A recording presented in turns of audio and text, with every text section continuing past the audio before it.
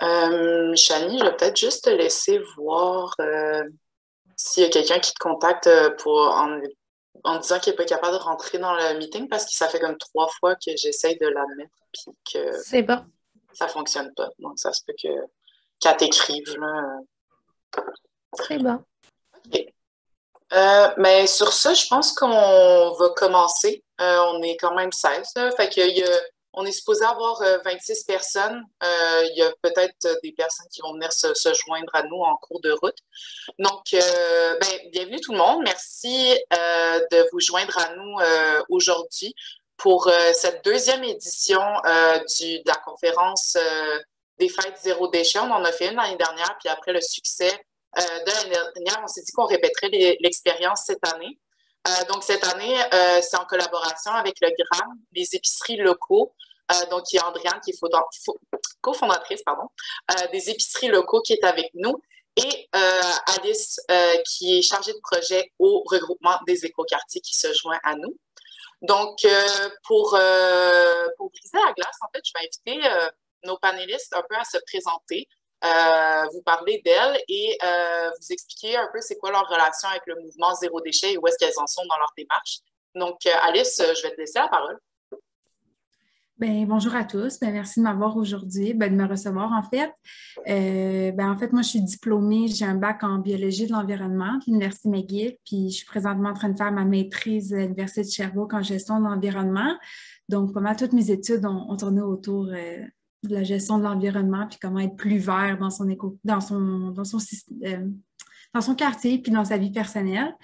Moi, mon mouvement, puis présentement, comme Sandrine le dit, je suis chargée de projet au regroupement des écoquartiers. Je m'occupe de plusieurs projets qui ont un lien avec la mobilisation citoyenne, tout en lien avec les divers enjeux environnementaux dans la ville de Montréal. Puis ma relation avec le mouvement Zéro Déchet, je me considère vraiment comme une débutante. Là. Je ne suis vraiment pas une experte dans le domaine, mais on trouve ça peut-être pertinent d'aborder peut-être mon point de vue de la situation dans le Lunch and Learn aujourd'hui, de montrer comment qu'une débutante débute en fait là, dans ce processus-là. Donc, ça fait à peu près 1 an et demi que j'ai commencé, puis une étape à la fois. Des fois, ça va bien, des fois, ça va moins bien. Mais pour l'instant, ça va pas pire. Super. Puis, Andréane, je te laisse suivre. Bonjour tout le monde, ça me fait plaisir d'être avec vous aujourd'hui pour échanger. Je m'appelle Andréane, je suis cofondatrice, directrice générale des épiceries locaux, c'est des épiceries écologiques zéro déchet. Fait que moi aussi, j'ai étudié en sciences de l'environnement à l'UQAM et puis après, j'ai été travailler en gestion environnementale. Puis, j'ai remarqué que dans mon mode de vie personnel, c'était difficile de être le plus écologique possible. Donc, on a décidé, on est 4 cofondatrices qui ont décidé de se lancer à offrir une épicerie complète et des produits de soins corporels, produits ménagers et accessoires pour réduire au maximum notre empreinte écologique, mais surtout nos déchets. Donc, c'est vraiment le concept zéro déchet, mais le zéro déchet, c'est un objectif, c'est pas tout de suite possible, c'est vraiment une démarche. Puis même pour la plupart des gens, on remarque là, que quelqu'un qui se lance là-dedans pour la première fois, ça va y prendre environ 18 mois de se rendre là où il veut aller, mais là où il veut aller, c'est comme il n'y a personne de parfait, là, fait que c'est pas parfait pour en 18 mois, mais vraiment de se rendre où que chacun veut aller. Fait que voilà. Merci, Andréane. Puis, j'aborde la même philosophie là, par rapport à le fait que c'est une démarche. Je vais me présenter. Là, Sandrine Tessier, je suis coordonnatrice aux communications pour le GRAM. Et j'ai étudié en communication, évidemment, mais en ce moment, je fais aussi une maîtrise en gestion et développement durable à HEC. Ma démarche avec le mouvement Zéro Déchet a commencé quand j'étais étudiante à l'Université de Sherbrooke. Avant même de savoir que c'était un réel mouvement, le Zéro Déchet, j'ai découvert une épicerie qui s'appelait Le Silo, qui existe encore, je crois, là, qui était une épicerie zéro déchet à Sherbrooke. Puis je pense que c'était une des premières au Québec, là, ou du moins, ça arrivait à peu près en même temps qu'à Montréal. Et, et donc, j'ai commencé à me poser des questions à savoir si c'était possible de vivre sans déchets. Donc, ça fait quand même 6-7 ans que je m'intéresse à ce mouvement-là. Mais ce qu'Andréane disait est particulièrement vrai. C'est vraiment une démarche. Puis pour moi, je suis vraiment dans la mentalité qu'il vaut mieux le faire imparfaitement que de ne pas le faire du tout. puis que déjà, tous les petits gestes qu'on peut faire peuvent avoir un impact. En ce moment, avec le travail et les études à temps plein, on s'entend que j'ai beaucoup moins de temps à consacrer au zéro déchet, mais il y a certaines habitudes qui sont tellement ancrées dans mon mode de vie que je me dis que c'est au moins déjà ça d'acquis. Donc, voilà, on a tous nos philosophies par rapport à ça, puis vous allez les voir transparaître dans nos réponses à travers le Lunch and Learn. Donc, sans plus tarder, je vous présente les thématiques. Tout le monde voit bien mon écran, il n'y a pas de problème. Super. Donc, on va parler de 3 thématiques aujourd'hui qui entourent le temps des fêtes, soit les cadeaux, qui dit cadeau dit emballage, évidemment, et les repas. Donc, sans plus tarder, voici la première question qu'on s'est posée quand on s'est concerté les 3 ensemble. Soit les cadeaux. Comment aborde-t-on les cadeaux dans le temps des fêtes quand on vise le zéro déchet? Puis pour la petite statistique, il faut savoir que les Québécois ont dépensé en moyenne 531 $ pour leur cadeau de Noël en 2020, ce qui a été une augmentation par rapport à 2019, contrairement au reste du Canada qui a vu une diminution en raison, évidemment, de la pandémie. Donc, on dépense quand même toujours plus d'argent pour nos cadeaux de Noël. Donc, je vous laisse la parole, Andréane, Alice.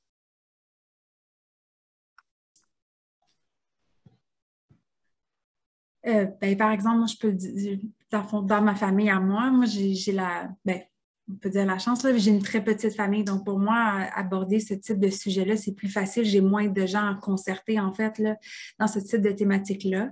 La façon que moi, je m'y approcherais, là, c'est d'y aller une étape à la fois. C'est pas d'y aller de côté drastiquement, mais aussi d'expliquer mon processus de où ça vient, puis d'y aller plus facilement. Là.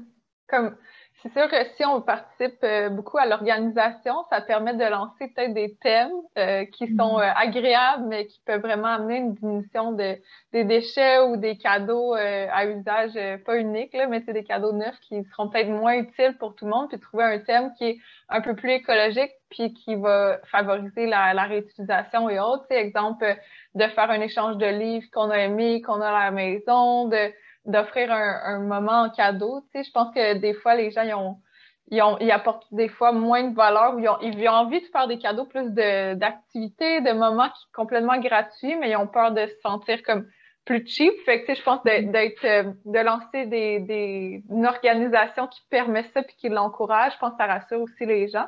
Puis de faire un échange de cadeaux, donc de donner un cadeau peut-être plus à une seule personne qu'on a passé plus de temps à faire que d'en donner des petits à tout le monde qui finit par être beaucoup de la consommation puis que d'aller rapidement.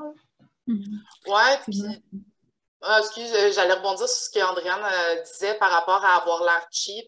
Justement, tu sais, c'est sûr que, bon, d'arriver de dire, moi, je fais pas de cadeaux, ça fait peut-être moins festif, puis, tu sais, on comprend l'idée de pas vouloir consommer. Mais c'est ça, c'est qu'il y a toujours cette crainte-là d'avoir l'air cheap, ou même, tu sais, quand on a fait un truc à la main, vu qu'il n'y a comme pas une valeur monétaire élevée associée au cadeau, on a peur de la perception que ça peut envoyer. Comment vous voyez ça un peu, la valeur monétaire du cadeau? Ben, je peux dire de mon point de vue, moi, je viens d'une famille qui vient de l'immigration. Là, en fait, là, je fais partie d'une première génération au Québec. Puis, dans le fond, de ce point de vue-là, quand tu es un immigrant qui arrive ici puis qu'il n'y a pas grand-chose, tu veux donner le plus possible aux gens autour de toi. Fait que, dans le fond, ça serait de concilier, en fait, le principe d'avoir un cadeau coûteux pour dire que tu es rendu successful, je m'excuse l'anglicisme, en vertu de tes valeurs écologiques. Fait que dans le fond, moi, la manière que je l'apporterais avec ma famille, c'est je veux pas d'objet physique, mais vous pouvez m'offrir du temps de qualité avec vous ou m'offrir, mettons, une expérience. On allait sûrement en parler, mais d'offrir quelque chose de non tangible, soit des activités, des événements culturels ou de l'art, ou même des soins corporels. Là, ça peut être une belle option aussi là, qui ne sont pas nécessairement des objets physiques. Là. Oui, puis je pense que ce qui est intéressant là-dedans, en fait, c'est que tu montres l'exemple, de dire à tout le monde, ben, pour moi, j'aime mieux que ce soit immatériel ou des activités, des événements, tout ça. Ça n'a vraiment pas besoin d'être acheté. Donc, de le dire à tout le monde, ça peut encourager les autres. Puis ça peut être la première étape de le faire pour soi-même. Puis peut-être les prochaines années, ben, d'autres personnes vont avoir envie d'embarquer. Oui, c'est ça. Puis je pense que c'est d'être vocal, sur le fait de, justement, je pense qu'on ne devrait pas avoir cette gêne-là de dire qu'est-ce qu'on veut pour s'assurer d'avoir quelque chose justement qui est utile puis qui ne va pas se ramasser avec un petit sourire malaisant de comme « Ah, merci », tu sais, puis qui va se ramasser dans le fond de notre armoire. Mais d'ailleurs, pour le petit rappel, là, pour plus tard, là, si jamais vous, ceux qui sont dans l'audience, vous cherchez des cadeaux, là, il y a la petite pyramide qui est à l'écran que vous pouvez trouver facilement sur Internet. Là, j'ai pris la copie que les trappeuses ont créée, mais c'est une pyramide inversée qui vous montre quoi prioriser dans vos cadeaux. Fait on voit, tout en haut, offrir des souvenirs. Donc, quand Alice parlait d'activités ensemble, ben, c'est des beaux souvenirs qu'on peut passer avec nos proches. Donc, ça serait de prioriser ça. Puis, vous voyez que les achats neufs sont vraiment au bas de la pyramide. Donc, ça va être vraiment le dernier recours. Pour les achats neufs, moi, en fait, je vous suggérerais d'aller vraiment selon quelque chose, selon les besoins de la personne. Si quelque chose dont elle a réellement besoin. Donc, ben, Alice, on a parlé un petit peu, mais ça m'amène à ma prochaine question. Oups, pourquoi ça? Désolée, c'est parti de l'autre bord. Je serais curieuse de vous entendre. Peut-être qu'il y a de vos proches ou des gens qui vous connaissent dans l'audience. Fait que vous pouvez lancer des petits messages subtils. Mais ça serait quoi votre cadeau à saveur zéro déchet préféré? Je peux y aller en premier. Bien, moi, personnellement, présentement, bien, avec la pandémie, puis je suis aux études, puis je travaille à temps plein, puis j'essaie d'économiser mon argent pour m'acheter une propriété. Fait que, je me permets plus de sortir autant ou d'aller réaliser des activités. J'ai moins de temps aussi. Donc, si mes proches pourraient m'offrir, mettons, une activité, une expérience, ça peut être aller faire de l'escalade, exactement, là, une sortie, m'emmener au théâtre. J'adore aller au théâtre. Faire ce genre d'activité-là culturelle, moi, ça m'intéresse beaucoup personnellement. Fait que ça me rendra heureux. Puis, c'est pas obligé d'être les premiers bancs en avant, là, être assis en arrière, ça ferait bien mon plaisir. Andréane, toi? Ben, ça, c'est sûr qu'une activité, c'est vraiment le fun aussi. Même des fois, tu sais, on a des compétences qui peuvent aider les autres. Tu sais, que si on est, exemple, ostéopathe, de faire un petit traitement de 20 minutes ou quoi que ce soit, tu sais, ça peut être le fun de penser à qu'est-ce qu'on sait faire, qu'est-ce qu'on peut faire, puis de recevoir ça. Mais sinon, c'est sûr que moi, tout ce qui est nourriture du terroir ou autre pour découvrir, tu sais, des choses qu'on se paierait moins à la maison, ben là, que ça peut être l'occasion de le donner. Puis on est sûr que ça va être utilisé, ça va être mangé, utilisé, puis ça ne deviendra pas un déchet après. Oui, une très bonne idée. Puis moi, personnellement, ben, Alice l'a dit aussi, là, mais étant aux études, puis au travail à temps plein, je dirais vraiment pas non à une petite journée spa, un petit massage, là, c'est certain que c'est toujours apprécié. Puis sinon, dans nos discussions, on avait aussi parlé d'offrir des plantes. Moi, je prévois déménager bientôt, puis je sais que je veux remplir mon appartement de plantes. Fait que, si quelqu'un a des boutures chez eux puis qui me les donnaient avec un beau petit cache-pot qu'ils ont trouvé en friperie, là, je serais super heureuse. Fait que voilà quelques idées pour vous inspirer. Donc, on l'a dit plus tôt, mais qui dit cadeau dit emballage, évidemment. Et pour la statistique, les Canadiens jettent environ 545 000 tonnes de papier d'emballage pendant les fêtes, et à savoir que la plupart de ces emballages-là ne sont pas recyclables. On parle surtout du papier métallisé, les choux, les rubans, le scotch tape, ça n'est pas recyclable, non, ça s'en va directement à l'enfouissement. Mais quand même, un cadeau qu'on reçoit qui n'est pas emballé, c'est, disons, un peu moins festif, il y a moins de l'anticipation de découvrir qu'est-ce que c'est. Donc, comment est-ce qu'on peut préserver le plaisir de déballer un cadeau quand on essaye d'éliminer ou au moins réduire les déchets? Andréane, je te lancerai la balle là-dessus. Oui, fait que on a parlé de faire des jeux pour déballer les cadeaux. Fait que ce soit de le cacher, excusez, j'ai un petit chat dans la gorge. Fait que ce soit pour le cacher, d'utiliser des matériaux qu'on aurait recyclés ou jetés, de les réutiliser pour emballer, d'utiliser nos têtes d'oreiller, des draps. Fait que de faire un petit mix pour vraiment prendre le temps puis qu'il y ait quand même l'excitation du cadeau. Puis aussi qu'on le voit pas tout de suite quand même, là. Fait que ça, je pense que c'est intéressant. Qu'il peut être là, mais qu'il soit recouvert et tout pour anticiper puis voir qu'il y a une petite attention, là. Fait que sinon, on peut carrément juste les cacher si c'est des enfants. Puis juste le fait de faire une genre de chasse au trésor pour les trouver, ben c'est aussi le fun que déballer un cadeau d'emballage. Ben oui. Alice, avais-tu d'autres idées, toi? Ouais, ben pour remarquer un peu là, sur Andréane, parce que souvent, tu sais, Noël, c'est plus pour les enfants. Fait que oui, la chasse au trésor, là, c'est vraiment, tu sais, c'est pas nécessairement, tu sais, juste de déchirer, parce que déchirer, tu sais, ça dure 3,5 secondes, mais tu sais, comme elle l'a mentionné, une chasse au trésor, tu sais, ça peut durer beaucoup plus longtemps, puis ça crée encore plus, tu sais, d'excitation de est-ce que je vais être capable de le trouver, tu sais, dans la maison, même à l'extérieur, là, si c'est possible. Puis, tu sais, d'avoir des indices et tout, donc ça augmente beaucoup là, l'anticipation chez les jeunes. Mais il y a aussi d'intégrer peut-être les bons vieux jeux de party de famille dans le déballage des cadeaux. Ça serait par exemple d'avoir une tête d'oreiller puis des mitaines de faux. Fait d'augmenter la difficulté de déballage. Fait que, avec les mitaines de faux, c'est encore plus difficile d'avoir accès ou d'utiliser des vieilles boîtes. Que, par exemple, là, sont disponibles là, chez des magasins, que vous pouvez juste les réutiliser parce que de toute façon, ils vont aller au recyclage directement. Eux, ils n'ont pas tendance à les réutiliser. Fait que c'est une façon de faire, là, d'augmenter le défi, je pense. C'est une belle façon là, d'augmenter l'anticipation d'obtenir son cadeau physique. Là. Ouais. Puis, tu sais, je pense que pour les petites décorations, les petits chouchous, les petits rubans, euh, on peut, tu sais, quand on va se promener dehors, là, il y a plein de sapins ou de pins ou d'arbres, tu sais, qui perdent des branches, des bâtons de cannelle, ça peut très bien faire. Fait que, tu sais, il y a plein de façons de décorer aussi son cadeau, là, en étant écolo. Euh, Pour Andrea, les veux-tu rajouter quelque chose? Ouais, ben pour les plus jeunes, tu sais, ça peut être aussi quand même le Père Noël, puis tu sais, il y a tous les cadeaux dans sa poche, fait que tu sais, on les voit pas, on sait qu'il y a quelque chose, mais tu sais, il peut animer la situation. Puis pour les plus vieux, ça peut être plus avec comme des quiz de jeux de société ou des énigmes qu'on fait qui sont pas nécessairement reliés au cadeau, mais c'est comme qui crée un petit jeu pour aller choisir son cadeau et tout. Fait que c'est vraiment prendre le temps puis le ritualiser un peu plus, puis apprécier le moment. Puis dans le fond, on va passer plus notre énergie sur la qualité du moment plutôt que juste comme Ouais. le cadeau matériel. Là. C'est ça. Donc, le but, c'est de rendre ça ludique, tu sais, finalement. Ouais. Puis, tu sais, moi, tu sais, personnellement, tu sais, je suis pas encore rendue là, mais je réutilise là, depuis 5-6 ans les mêmes sacs cadeaux puis les mêmes Ouais. papiers de soie, tu sais. Fait que quand je donne un cadeau à quelqu'un puis elle veut pas le garder le sac, ben moi, je reprends tout. Fait que, tu sais, j'ai rien acheté depuis une longue période d'années. Fait que je fais juste tout le temps réutiliser les mêmes affaires. Fait que ils sont encore beaux puis ils sont encore fluffy. Fait que, tu sais, je dépense pas là, pour mon emballage. Je fais juste tout le temps réutiliser mes objets. C'est un excellent point. D'ailleurs, on en avait parlé dans nos discussions, mais tu sais, un truc qui avait vraiment frappé mon imaginaire là, par rapport à l'emballage, là, c'est le fait de, pour emballer vos cadeaux, vous ne devriez pas sortir votre portefeuille. Fait que c'est vraiment, si vous devez acheter quelque chose, ben, dites-vous qu'il y a peut-être des trucs que vous avez manqué chez vous.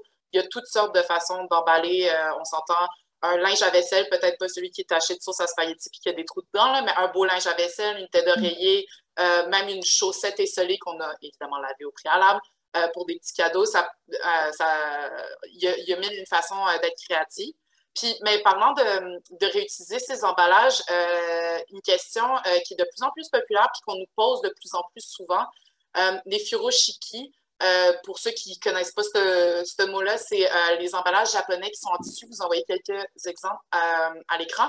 Sont de plus en plus populaires. Puis je serais curieuse de vous demander d'un point de vue zéro déchet, vous en pensez quoi? Andréane, je vous Ben, laisse la parole. ouais, ben, comme on a dit, tu sais, je pense aussi, nous, notre approche, là, c'est vraiment, tu sais, de pas couper sur ce qui te rend le plus heureux dans la vie, là. Fait que si, pour l'instant, ça te tente de, pour la première fois, t'équiper d'un furoshiki, d'un vrai furoshiki avec des belles couleurs et tout, pour comme, commencer avec ça, nous, on se dit, ben, tu sais, vas-y, là, coupe pas tout de suite sur ça en t'obligeant à prendre un vieux drap que tu utilises plus, que tu trouves vraiment pas beau, puis d'essayer de coudre quelque chose si t'es pas super habile, tu sais. Fait que c'est sûr que ça peut être une bonne première étape. Si jamais on l'a déjà à la maison, on a déjà des alternatives, puis on peut simplement réutiliser des tissus qu'on a, ben c'est encore mieux, c'est sûr. Puis moi, je pense qu'il y a aussi beaucoup de gens qui se demandent est-ce que je le laisse à la personne et tout, parce que quelqu'un qui est habitué de recevoir un cadeau emballé de manière jetable, ben, il est habitué de garder l'emballage ou de ne pas se soucier. Fait que le furoshiki à la base est supposé être conservé par la personne à qui ça appartient, sinon il n'y en aurait plus après vraiment pas longtemps et réutilisé. Donc tu sais, c'est vraiment aussi un peu d'éduquer les gens et de peut-être c'est le dire d'une manière humoristique, là, mais comme c'est fait pour réutiliser, conserver, puis c'est ça. Fait que c'est sûr, c'est de y aller par étapes, puis tu sais, je pense que c'est comme la pyramide qu'on a vue tantôt, tu sais, avant d'acheter quelque chose, ben est-ce qu'au moins le furoshiki peut être en fibre biologique, éthique, est-ce qu'il peut être local? Puis là, avant ça, ben si on a déjà des alternatives à la maison, on y va pour ça. Mais je pense que le furoshiki, c'est aussi une belle façon de sensibiliser les gens autour de toi qui ne sont pas au courant du mouvement zéro déchet sur une autre façon d'offrir des cadeaux qui sont physiques, là, qu'il y a une autre option que le papier d'emballage puis les sacs du Dollarama. Je pense que c'est une belle façon de le démontrer. Puis par la suite, les gens peuvent user de leur propre créativité ou d'aller sur Pinterest. Il y a plein d'options là-dessus aussi. Puis j'ai regardé dans les commentaires, pour le papier d'emballage classique, c'est vrai que il est souvent même pas recyclable, puis des fois c'est recyclable, on n'est pas trop sûr, ou les gens le recyclent juste pas de toute façon, là, fait que c'est vraiment une étape à comme éliminer si possible. Oui, c'est ça. Je pense que c'est vraiment d'en parler puis d'inspirer les gens avec nos gestes. D'ailleurs, j'ai vu qu'il y avait plusieurs commentaires puis questions dans le chat.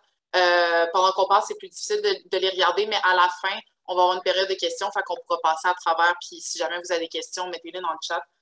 On y répondra à la fin sans problème. Puis très bon point de Catherine, si tu veux, là, qu'on le dise tout de suite. Ouais. Que en fait, son furoshiki faisait partie du cadeau. Fait que dans le fond, c'était des foulards de la friperie. Fait que c'était aussi une partie du cadeau. Fait que ça peut être intéressant comme d'aller dans les friperies, voir qu'est-ce que les gens auraient vraiment besoin, puis de l'emballer dedans. Hein. Oui, effectivement. Moi, j'ai déjà reçu justement un cadeau emballé dans un foulard, puis je porte encore le foulard, puis j'aime beaucoup. Là, fait que, comme Catherine disait, c'est un 2 en 1. Puis, tu sais, juste, je suis d'accord avec Andréane par rapport à, si c'est ça qui vous fait plaisir, allez-y fort. Je vous dirais juste de garder en tête où est-ce que vous achetez votre furoshiki. Peut-être visiter des commerces plus locaux, parce que c'est sûr que si on en achète une dizaine pour 20$ sur Amazon, on se doute que ça a peut-être été produit en Chine avec tous les produits chimiques que ça peut inclure. Donc, peut-être juste faire attention à la provenance de vos furoshiki, puis d'où un des avantages de miser sur peut-être des foulards qu'on trouverait en friperie, là, qui peuvent être tout aussi jolis. Est-ce que vous aviez quelque chose à rajouter sur les emballages? Sinon, moi, c'est l'heure du midi, puis j'ai faim, fait que je passerai au repas, question de nous donner encore plus faim. Parfait. Donc, pour le repas le repas qui est quand même un gros sujet, puis c'est ça qui réunit nos familles puis nos proches pendant le temps des fêtes. Un des plus gros problèmes associés au repas, c'est le gaspillage alimentaire. Il faut savoir qu'au Canada, c'est à peu près 30,4% des aliments qui sont perdus ou gaspillés. Mais là, je veux juste mettre un bémol là-dessus. Il faut savoir aussi que le 30,4%, c'est pas seulement la consommation qu'on fait en tant qu'individu, c'est aussi les industries, les importateurs de fruits, de légumes, admettons, qui jettent des quantités phénoménales parce que les fruits sont amochés ou parce qu'ils n'ont pas les standards de beauté associés aux épiceries. Donc, il faut quand même prendre cette statistique-là avec un grain de sel, mais toujours est-il que le gaspillage alimentaire est un problème environnemental et que dans une philosophie zéro déchet, mais évidemment, c'est un problème qu'on veut essayer d'éviter. Donc, la fameuse question, comment éviter le gaspillage alimentaire sans manquer de nourriture, évidemment. Alice, je te laisserai la parole là-dessus. Parfait. Comment éviter? Je pense que rendu en 2021 puis bientôt 2022, il faut prendre aussi en considération que tout le monde a des diètes différentes. Il y a beaucoup de gens qui ont des intolérances ou des allergies ou même juste qui... Par exemple, moi, je suis végétarienne, fait que je mange plus de viande. Fait que je pense que je suggérais peut-être de miser sur un plat ou quelques petits plats ou quelques accompagnements et pas d'y aller en exagération. Fait que peut-être de faire des plus grosses portions d'un seul repas que d'y aller avec 56 options. Comme ça évite, par exemple, de créer du gaspillage alimentaire. Moi, c'est la façon que je le verrais. par exemple, moi, dans la famille, on est tous végétariens, fait que c'est facile pour ma famille de créer un seul repas, puis il va être végétarien pour tout le monde. Mais si vous êtes une famille où il y a différentes, je suggérerais peut-être de faire l'accompagnement qui va être général pour tous, puis les protéines, faire 2 options de protéines. Ça pourrait être une belle façon, là, pour moi, de la façon que je le vois. Mm. Puis d'offrir le buffet où les gens servent leur propre portion, puis de les inviter à peut-être dire on va y aller en 2 fois ou quoi que ce soit, pour être sûr que les gens se servent selon ce qu'ils ont faim, selon ce qu'ils veulent manger aussi, puis qu'ils aiment, plutôt que de servir des portions d'assiettes nous-mêmes, puis là, finalement, il en reste pas dans les plats, puis là, on peut gaspiller plus, là. Fait que de pouvoir offrir un buffet, ça peut aider aussi que les gens se servent eux-mêmes à se nourrir à leur faim. Oui, puis je pense qu'il y a aussi, il y a toujours l'option qui commence à être de plus en plus populaire, mais d'amener ces Tupperware aussi au souper de famille ou d'informer nos invités d'amener leur Tupperware pour justement repartir avec des restants parce que si on est un couple ou on est une famille de 4, s'il reste une demi-dinde, à un moment donné, on va peut-être cette année d'en manger. Fait que tous les invités repartent avec des restes, c'est une façon.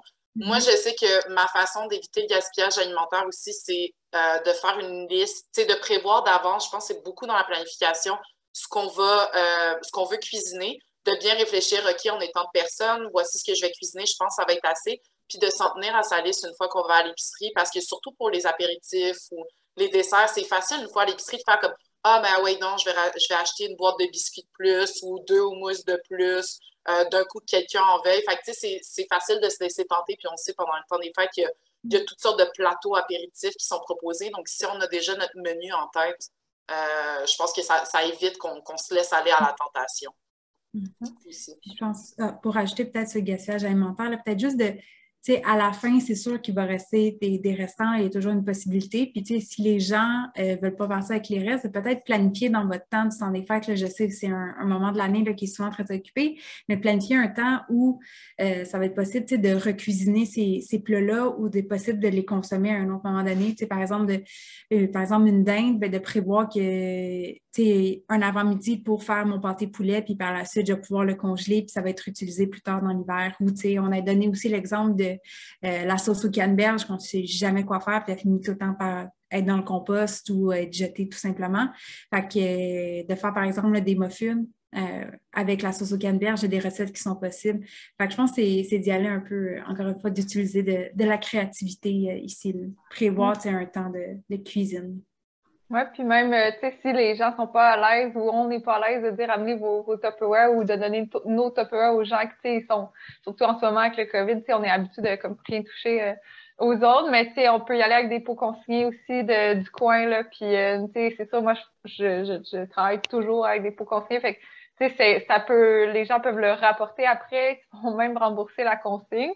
Puis c'est des pots en verre, c'est stérilisé, tout ça, fait que ça peut même être joli, comme chacun repart avec un petit plat du repas, parce que c'est souvent dans les fêtes, on a mangé plus lourd la veille, l'avant-veille des fois, fait que là, finalement, on a vraiment plus faim, fait qu'au moins, les gens pourront en profiter dans la semaine qui vient à leur rythme, puis de partir avec un petit quelque chose. Puis on pourrait même mettre la recette, justement, des muffins aux atokas, s'il y a 3-4 personnes qui repartent avec un petit pot d'atoka parce qu'on en a trop, de juste mettre la recette sur le pot, puis ça devient un petit cadeau le fun, puis qui va éviter le gaspillage alimentaire, là. Puis même si c'est un pot plus maçon qu'on a acheté pour justement pouvoir donner aux gens à l'avance, comme ça peut donner une occasion de dire, vous me le ramènerez, puis on pourra prendre le temps de se parler puis de se revoir bientôt, là. Fait que ça peut faire un effet parce que là, les gens vont être pris avec le pot à la maison.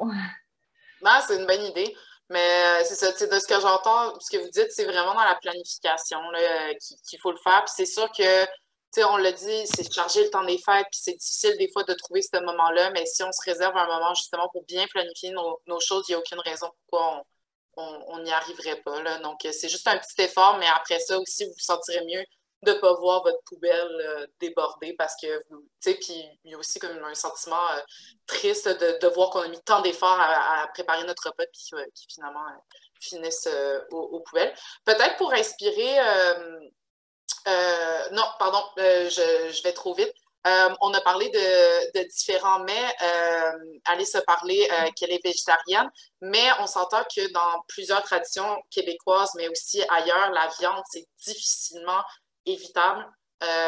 Et on sait aussi depuis quelques années les impacts écologiques qu'a la production de viande. Est-ce que la viande est à proscrire du menu? Puis en fait, ce que j'aurais envie de vous demander, c'est est-ce que de manger de la viande est incompatible avec une démarche de zéro déchet? Andréane, qu'est-ce que tu en penses? Ben, c'est sûr que, tu sais, je pense pas que c'est incompatible avec une démarche, c'est purement zéro déchet, si on se concentre vraiment plus sur les matières visuelles et le gaspillage. Mais c'est sûr que dans l'empreinte écologique globale, 18% de nos gaz à effet de serre produits par l'humain mondialement, ça provient de la viande puis les produits alimentaires dérivés, là, fait que comme le lait, le fromage et tout. Fait que c'est sûr que c'est le cinquième quasiment de notre impact est tout lié à la production de produits animaliers. Fait que c'est d'habitude quand on essaie de réduire notre empreinte écologique à travers les déchets, ben ça vient un peu aussi avec. Puis je pense que c'est possible de faire beaucoup d'alternatives. Puis les gens s'en rendent même plus compte maintenant, je pense. Là, tu sais, c'est sûr que quand les repas traditionnels québécois d'il y a 50 ans et tout, on s'entend, il y avait de la viande dans comme tous les repas. Mais je pense qu'en ce moment, il y a vraiment des belles alternatives qui en ont pas. Puis ça peut juste aider à réduire. Je pense qu'il faut y aller plus sur la réduction. Si notre famille est très attachée à la tradition, puis qu'on sait qu'ils en mangent beaucoup, mais déjà d'offrir peut-être quelques alternatives, puis couper sur certains plats plus traditionnels qu'on aurait fait qu'il y a beaucoup de viande. Tu sais, des recettes de tourtières plus véganes, comme de juste peut-être en place d'en faire 3 à la viande, mais d'en faire une à la viande, une végane, et puis de trouver des petites alternatives où on peut peut-être si les gens sont pas végétariens dans notre famille, on peut couper de moitié la viande dans la tourtière puis mettre un substitut puis ça apparaît comme vraiment pas. Puis le but c'est pas qu'ils sachent pas, mais souvent c'est que en fait c'est des découvertes pour eux aussi de voir mais il y a des alternatives que j'aime puis j'aime ça découvrir des nouvelles choses. Là. Fait que nous en tout cas dans notre famille ça fait longtemps qu'on offre comme les deux puis mais de plus en plus, les gens ils vont vers les véganes parce qu'ils aiment le goût. C'est différent de ce qu'ils ont mangé dans le reste de leur repas de Noël avec les autres familles. Puis, tu sais, ça fait changement. Puis, c'est finalement, c'est le fun. Là. Puis, ben, c'est ça. Fait que finalement, c'est vraiment dans la réduction. Puis, tu sais, je pense que par rapport à la viande, comme tu disais, c'est pas incompatible avec un mouvement zéro déchet parce qu'il y a des bouchers qui acceptent très bien qu'on amène nos propres plats pour éviter tous les emballages plastiques, les barquettes en styromousse. Donc, dans ce sens-là, ça peut bien se faire. Mais c'est aussi, tu sais, justement, dans le gaspillage alimentaire qu'on abordait plus tôt, c'est une question de, tu sais, la viande, on va peut-être en faire moins pour justement réduire les chances de le gaspiller. Fait que, tu sais, on va faire peut-être une tourtière puis un ragoût de boulettes, mais on va l'avoir mangé au complet. Puis ça, c'est certain que ça se ramassera pas aux poubelles, étant donné de l'empreinte carbone que ça a. Tu sais, il y a quand même un plus gros impact à le gaspiller. Alice, est-ce que tu avais quelque chose que tu voulais rajouter? Ben, tu sais, en étant quelqu'un qui consomme plus de viande depuis 3-4 ans, je me sens pas nécessairement la personne la plus truc, mais je veux, tu sais, juste souligner que c'est pas, tu sais, en étant végétarienne ou végane que nécessairement tu réduis, tu sais, à 100% ton empreinte écologique, là. Tu sais, il y a des produits aussi, là, végétariens, mettons les amandes, puis les avocats qui produisent aussi, là, qui sont vraiment coûteux environnementalement. Fait que, tu sais, je pense pas que en tout cas, ma façon de voir, c'est pas nécessairement parce que tu es rendu végé que finalement, tu es vraiment mieux pour l'environnement. Là. Fait que je voulais juste clarifier ce bout-là. Mais je pense que dans le temps des fêtes, peut-être prioriser, pas nécessairement, la viande qui vient de la vache parce qu'eux, ils produisent vraiment beaucoup une grosse empreinte écologique, mais peut-être prioriser d'autres viandes qui ont une moins grande empreinte écologique, par exemple la volaille ou le porc, ça a vraiment une moins grande empreinte écologique, là, on peut dire. Là. Fait que je pense que ce serait important de, peut-être, si on veut quand même garder de la viande, mais se diriger peut-être plus vers les options qui ont un moins gros impact. Là. Ça peut être aussi une option dans tout ça. Oui, ça peut aider. on parlait de planifier, tu sais, n'hésitez pas à amener vos contenants puis de le proposer, là, surtout.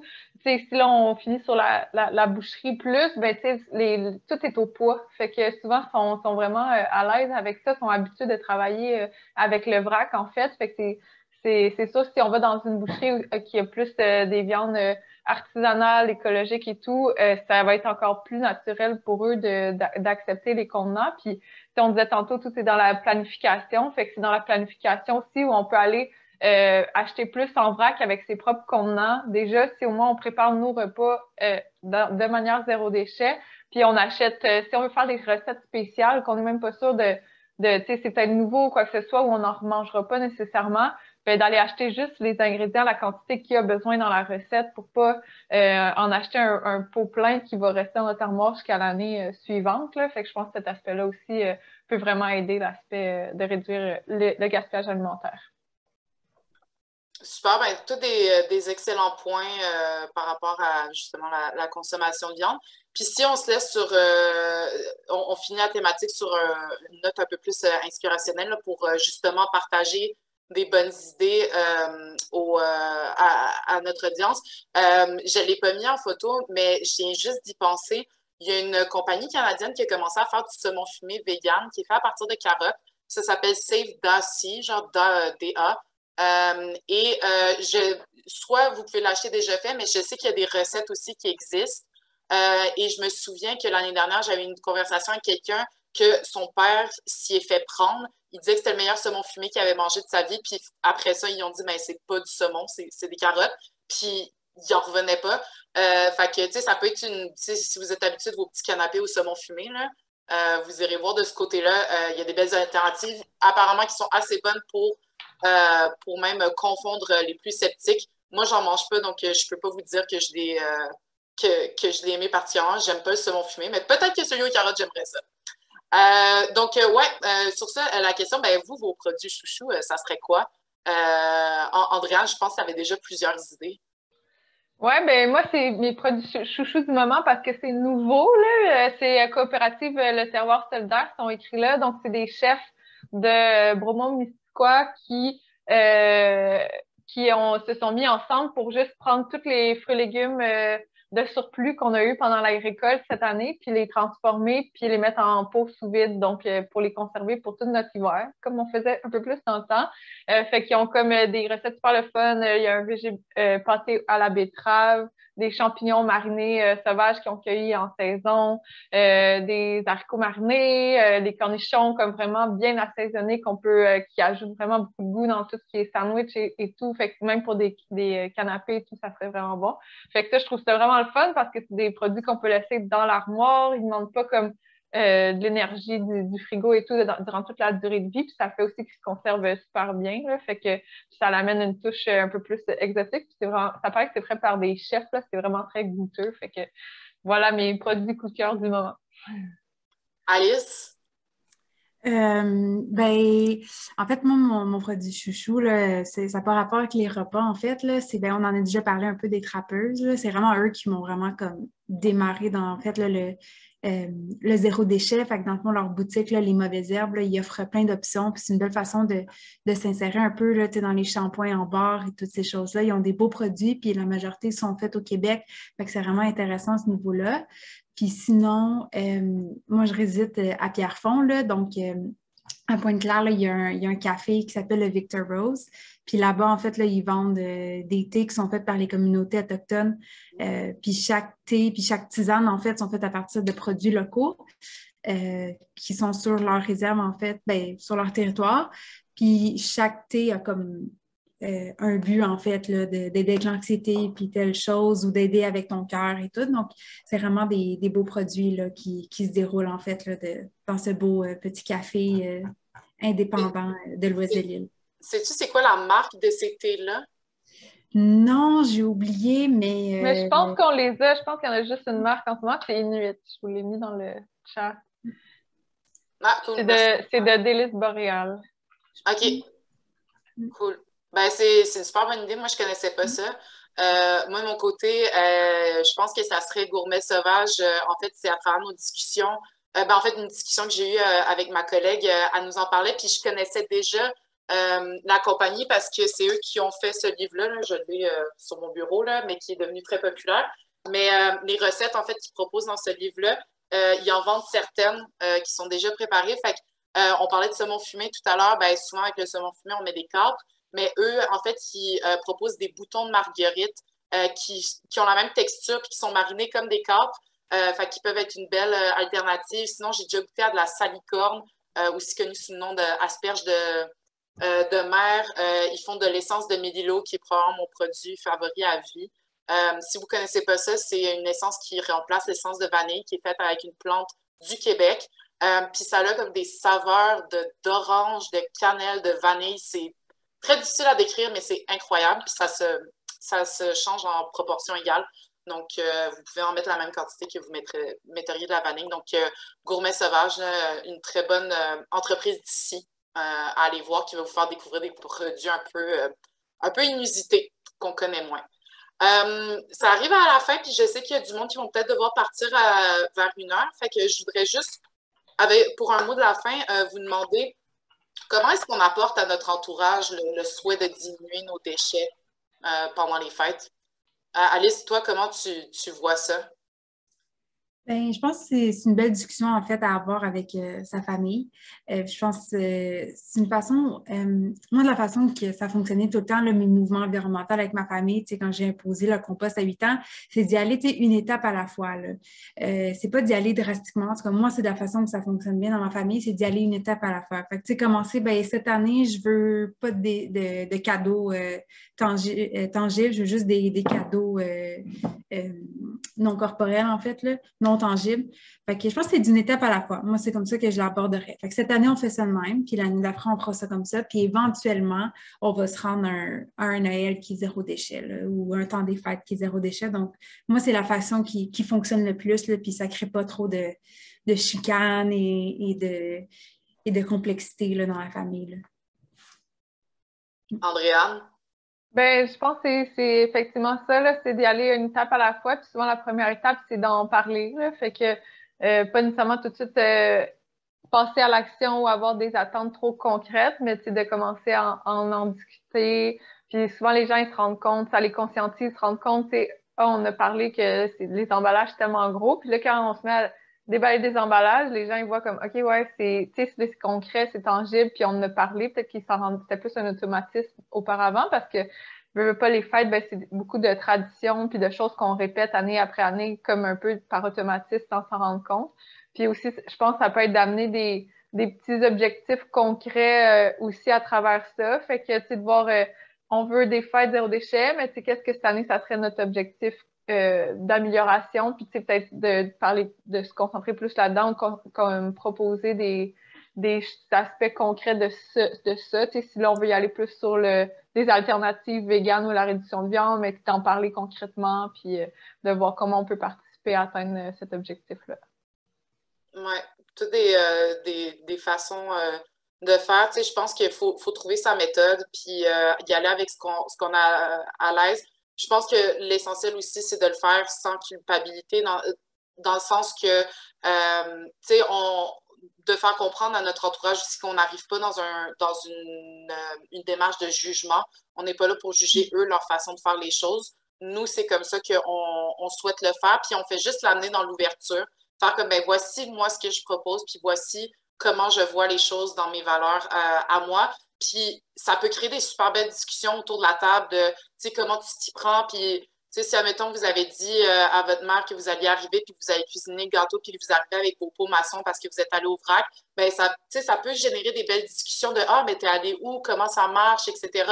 Puis de le faire dans l'ouverture en se disant que peut-être que nos gestes peuvent inspirer les autres à emboîter une démarche dans la mesure de leurs moyens, puis selon leurs envies, puis selon la capacité qu'ils ont. Donc voilà, ben écoutez, merci à vous deux d'avoir partagé votre expérience, vos conseils. Je pense que ça a été très utile pour tout le monde. Puis ben, maintenant, en fait, il nous reste 15 minutes. Je laisserai la parole aux gens qui sont dans l'auditoire. On a eu beaucoup de réactions dans le chat, fait que je vais l'ouvrir. Mais s'il y a quelqu'un qui veut prendre la parole pour nous poser des questions, là, gênez-vous pas. Sinon, je vais trouver des questions, ne vous inquiétez pas.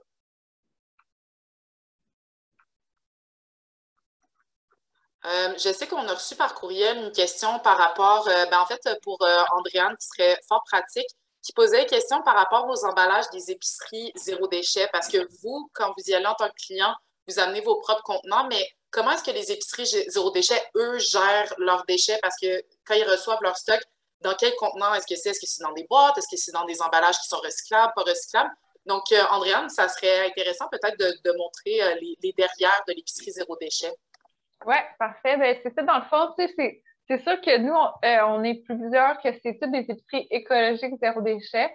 Fait que c'est quand même important, ça nous différencie, mettons, de simplement une épicerie de vrac parce que notre mission, c'est de réduire l'empreinte écologique au maximum. Fait qu'on va vraiment faire attention à tout, là. Fait que c'est, je pense, la première chose de juste un peu vérifier que c'est une épicerie écologique zéro déchet. Puis, dans le fond, nous, on reçoit, dans le fond, tous les petits producteurs québécois en circuit court, ça va être des bacs réutilisables, puis on donne le bac de la semaine d'avant. Fait que c'est vraiment 100% zéro déchet. Nous, on a une pastille sur chaque produit alimentaire où on écrit, il y a si la cote est excellente sur le zéro déchet, c'est vraiment du producteur à nous. On donne la visibilité sur comment on le reçoit. C'est-à-dire qu'il n'y a aucun déchet, c'est des bacs réutilisables. Sinon, tout ce qui est importé, comme le riz, etc., les fruits et légumes, ça va souvent être en boîte de carton ou en sac de papier brun, qui va être le plus gros format possible. Puis souvent, c'est autour entre 20 et 25 kilos qu'on reçoit pour éviter les emballages individuels. Fait que ça va faire comme du recyclage ou du compostage, là, selon comment on va gérer la matière. Puis après, des fois, ça arrive aussi que ça arrive comme exemple, certaines noix qui vont venir de l'Afrique, quoi que ce soit, en bac, en boîte de carton, mais qui va avoir un sac aussi en plastique à l'intérieur pour être sûr que le produit soit comme hermétique, ne se mouille pas, pas d'humidité, tout conserver la fraîcheur, là. Fait que plus, dans le fond, un produit vient de loin, plus il y a des conditions qui pour s'assurer non plus qu'on ne perde pas le produit, là, vu que la production de l'aliment est très importante, va être comme bien emballé, mais plus c'est local en circuit court, plus on peut être vraiment à 100% zéro déchet avec le producteur. Puis on utilise vraiment beaucoup les chaudières réutilisables, en fait, qui s'utilisent pas mal à l'infini. Puis pour le liquide, c'est vraiment des 20 litres, d'habitude des bidons là, de 20 litres, donc environ 20 kilos. Qu'on fait des échanges. Fait que tout ce qui est huile, vinaigre, mais aussi tout ce qui est shampoing, gel douche, là, les 20 litres sont beaucoup utilisés. Donc, voilà. Ah, mais c'est intéressant, tu vois, la distinction entre magasin de vrac et magasin zéro déchet, tu sais, n'est pas juste dans la nomenclature là, ou dans la façon que les produits qui sont vendus, mais c'est aussi dans les opérations derrière. Fait que c'est comme une belle distinction à faire. Puis je sais qu'on avait une autre question par courriel qui nous demandait si on a des recommandations de bouchers qui acceptent les contenants réutilisables, parce qu'avec la COVID, c'est toujours devenu un petit peu plus difficile là, de trouver des commerçants. Puis Alice, je pense que tu en avais trouvé quelques-uns, même si tu ne manges pas de viande, là, mais tu as fait la petite recherche, je pense. Tu es sur mute, Alice. Voilà. Oui, je viens de voir ça parce que je tapais en même temps. Ben oui, en fait, je conseille à tout le monde là, d'aller faire un tour sur le site de Circuit Zéro Déchet, là, si vous n'êtes pas déjà familier en fait, là, avec toutes les compagnies, toutes les entreprises, tous les détaillants qui sont zéro déchet. Là, vraiment, sur ce site-là, vous avez la grosse majorité de tout le monde qui participe et vous pouvez vraiment y aller par catégorie puis par région, en fait. Puis en fait, c'est en allant sur le site que j'ai découvert en fait là, la boucherie Saint-Vincent qui est dans le fond là, au marché Atwater puis au marché Jean Talon à Montréal. Puis ils sont certifiés biologiques en plus, puis vous pouvez apporter vos propres contenants. Donc, c'est une belle option là, pour tout le monde. Ben, pour ceux qui mangent la viande, en fait. Puis sinon, il y a aussi Pascal Le Boucher, je pense qu'il est reconnu comme étant comme, le boucher un peu plus écolo avec des produits hyper locaux. Il accepte les contenants aussi. Ça, c'est tout à Montréal. C'est sûr que si vous êtes en région, vous pouvez, comme Alice disait, le circuit zéro déchet, là, il y a une foule de magasins que vous allez pouvoir voir. Vous ne trouverez peut-être pas de boucher. Mais sinon, tu sais, votre boucher typique, la prochaine fois que vous y allez, demandez-lui, est-ce que ça te dérange si j'amène mes contenants? Ils vont être propres, ils vont être en verre, puis tout. Je vais les désinfecter, puis c'est en demandant qu'on va avoir la réponse. Il y en a beaucoup qui sont super à l'aise, même s'ils ne l'affichent pas publiquement qu'ils le font. Fait que, voilà. Est-ce qu'il y avait d'autres questions dans l'audience, on est vraiment là pour y répondre. Bon, on a des questions, mais on se répond. Ouais, non, Mais, là, je viens de voir dans le chat, c'est vrai qu'il y en a plusieurs. Sinon, je sais que j'ai vu au début un commentaire par rapport aux cadeaux, puis par rapport aux enfants, puis aux grands-parents qui veulent acheter des cadeaux. On n'a pas abordé la question, on vous avoue, parce qu'aucune de nous trois a des enfants, fait qu'on ne se sentait pas super apte à juger, pas juger, là, mais disons, porter un avis sur comment vous devriez gérer ça. Parce qu'il y a plein de trucs à considérer, comme par exemple les enfants, ils vont retourner à l'école, comment ça se fait que le Père Noël a amené 13 cadeaux à mon ami alors que moi j'en ai eu juste un. Il y a plein de considérations, fait qu'on on n'a pas porté beaucoup d'attention à ça, mais je pense l'idée de discuter avec ses proches puis de discuter de la façon qu'on voit les choses, ben, c'est déjà une première piste de solution là, pour justement là, éviter un surplus de cadeaux pour les enfants. Puis je pense que c'est le fun aussi. Je parlais avec une amie, c'est de demander du temps aussi, là, de faire des activités avec l'enfant pour rapprocher l'enfant de l'entourage, puis de les garder aussi. Ça fait un cadeau pour le parent en même temps, là. Fait que je pense que ça peut être le fun aussi de demander ça. Un très bon point. Suggérer aux grands-parents une liste de cadeaux dont sortie. C'est effectivement un bon point. Là. Je pense avec la liste de cadeaux des besoins. Je sais que, admettons, des fois, les parents n'ont peut-être pas les moyens d'envoyer les enfants à un camp de vacances pendant l'été. Ben, peut-être les grands-parents peuvent contribuer à ça, puis l'enfant va pouvoir passer comme un beau 2 semaines en camp de vacances, admettons. Ou peut-être qu'il adore le ski, puis il aimerait ça avoir une paire de ski ou une passe de saison de ski. Il y a plein d'idées comme ça où est-ce que les parents puis les grands-parents peuvent peut-être se mettre en commun là, pour justement offrir un truc plus gros, mais qui réduirait la quantité de petites bébelles qu'on peut avoir. Ben, je peux donner un exemple. Mettons, mon grand-père, à chaque année, ce qu'il nous offrait à mon frère, c'est un abonnement en fait à un magazine. Fait que dans le fond, ben, là, ça crée du déchet quand même, là, ça crée du papier, mais ça nous éduquait, c'était pas des objets sans valeur. Fait que, à tous les mois, on recevait notre magazine, les débrouillards ou les. Fait que c'était vraiment comme. C'était notre façon à nous. Puis en même temps, il nous éduquait sur différents sujets. Fait que c'était sa façon à lui de nous offrir un cadeau à tous les mois de l'année. C'est une super bonne idée.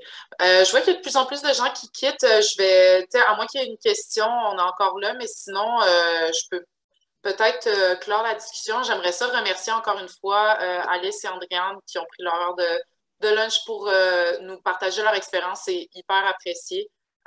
Donc, merci encore une fois. Puis, en vous souhaitant des joyeuses fêtes un peu plus sobres en vidange, disons. Merci. Merci. Joyeuse fête. Très bonne journée. Salut. Merci tout le monde.